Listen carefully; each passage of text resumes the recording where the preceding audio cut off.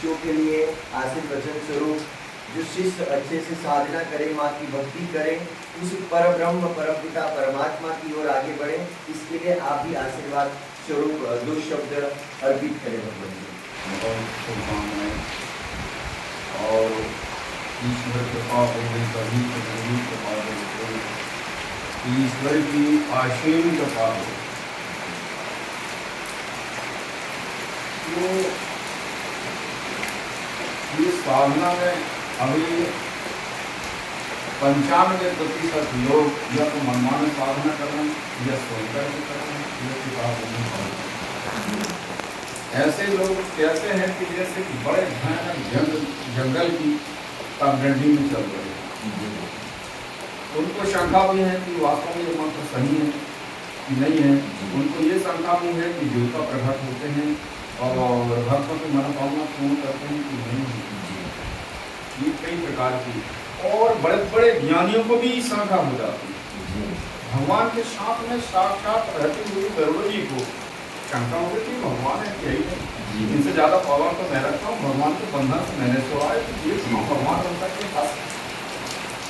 तो गरुड़ महाज्ञानी गुण राशि, हरिषे वक्त अति निकट निवास, भगवान के साथ रहने वाला, उनको भी और मोह शकल व्याधीन कर मूल, और वो समस्त व्याधियों का मूल कारण कहलाता है, भगवान से भगवती से दूर करना। और फिर कहा तो योग वेदांत और भक्ति के सिद्धांत की पराकाष्ठा को जो प्रयोग प्रैक्टिकल और परिणाम प्राप्त किया हुआ जो सद्गुरु के शरण में चला जाता है, तो वो समझ लेना कि वो मार्ग में ये आधी साधना से ज्यादा वो वही सफल हो गई, केवल चलना है। क्यों कि आपको तुम 4 व्हीलर में चलो, 2 व्हीलर में चलो, साइकिल में चलो, मोटरसाइकिल में चलो या पैदल चलो, चाहे जैसा नहीं, आज नहीं, कल नहीं, परसों नहीं, 1 महीने में, 2 महीने में, साल भर में, एक दिन पहुंच जाओगे, क्योंकि आपको नेशनल हाईवे मिल गया।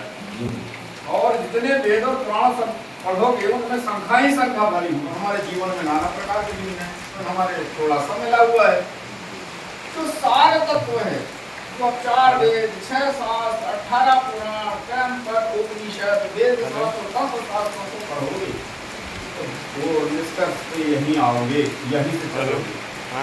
तो सुन्नत और गुरु जी के साथ आप तुम सुनने से चलोगे, शास्त्रों से माने सुनने से चलोगे, तब आखिर में शिखर में पहुंचोगे कि नहीं पहुंचोगे। लेकिन गुरु के पास में पहुंच गए तो शिखर में ही बात हो रही है कि शिखर के उल्लास के ऊपर भगवान शिव के साथ वार्तालाप हो रही है, यही नेशनल हाईवे है और यही मंदिर तक पहुंचा जाता है।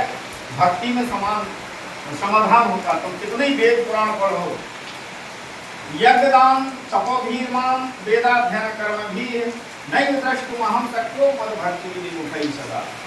तो ये योग, यज्ञ, जप, तप, व्रत, पूजन, उपवास, तीर्थ सब कुछ करने के बाद अहम नहीं होना चाहिए, इसलिए हमको भक्ति का सहारा लेना है। तो यज्ञदान तपोधीर्मान वेदाध्ययन कर्म भी, यज्ञदान तप और वेदाध्ययन करके भी भगवान राम ने कहा देवी सबरी मेरा दर्शन नहीं कर सकते बिना भक्ति के।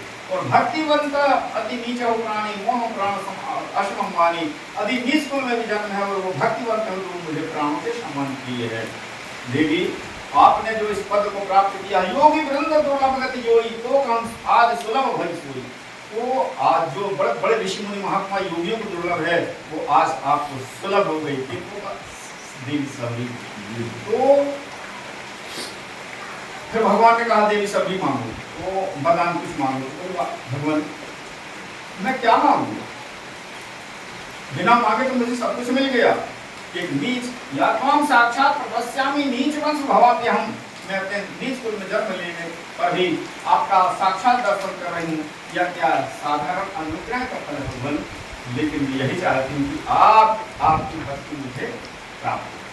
तो भक्ति आखिरी वाली भक्ति नवम सरल सब सन सल हीना मम भरोस ही हरस न दीना। और नवम एक जिनके हुई नारी सर पुरुष सचराचर कोई सोई अतिशय प्रिय भामनि मोरे सकल प्रकार भगति दृढ़ पूरे। तो नवमी भक्ति है नवम सरल सब संचलहीना, तो सरल बन जाना। तुम प्रधानमंत्री बन जाओ, राष्ट्रपति बन जाओ, मुख्यमंत्री बन जाओ, कलेक्टर बन जाओ, एसपी बन जाओ, ये छोटी बात है। लेकिन अपने आप को सरल बना करके भगवान के गुरु के चरणों में समर्पित हो जाना, ये नवधा भक्ति है। उस अपने आप को सरल बनाना ही भक्ति है। तो भगवान कबीरा मन निर्मल भया जैसे गंगा नीर, पाछे पाछे हरि कहत कर दी कबीर।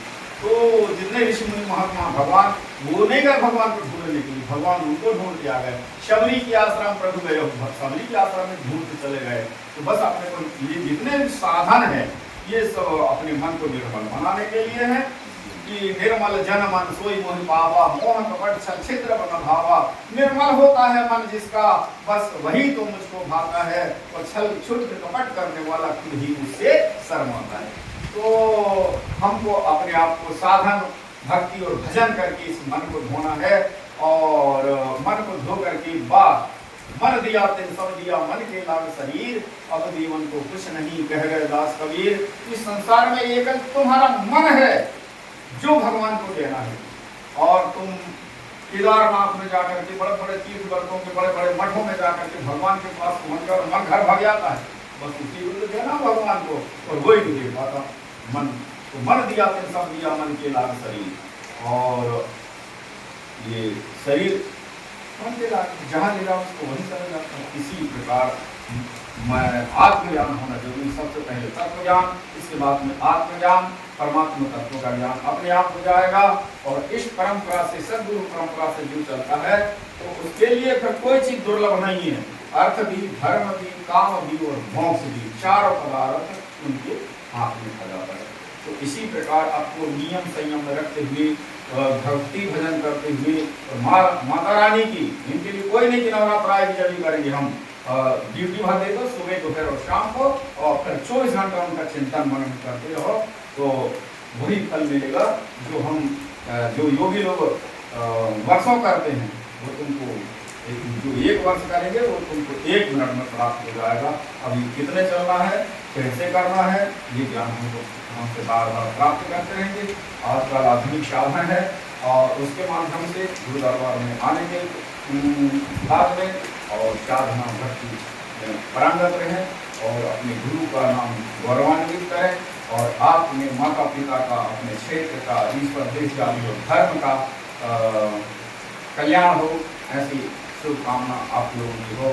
परमात्मा माता रानी की भक्ति प्राप्त हो, समस्त प्रकार की शंखाएं और आदिवादियों का शमन हो, और परम ब्रह्म की परमानंद की आप लोगों को प्राप्ति हो, यही मेरी शुभकामना है।